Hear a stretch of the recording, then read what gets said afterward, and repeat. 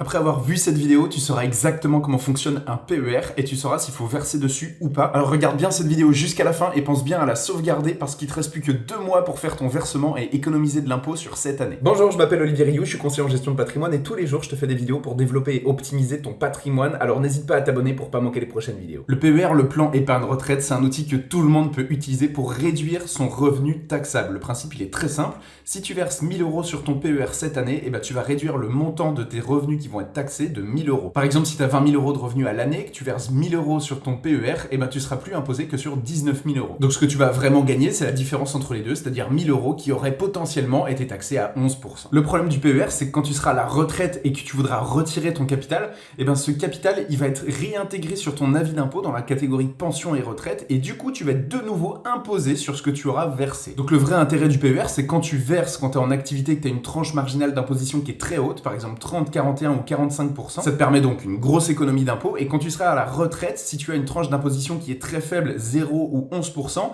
tu vas payer très peu d'impôts sur ce que tu vas retirer. Donc en fait, le gain réel du PER, tu le retrouves en faisant la différence de ta tranche marginale d'imposition en activité et celle que tu auras à la retraite. Dis-moi dans les commentaires si tu penses que c'est un bon moyen pour réduire ces impôts et mets juste bonjour dans les commentaires si jamais tu veux qu'on en discute en message privé.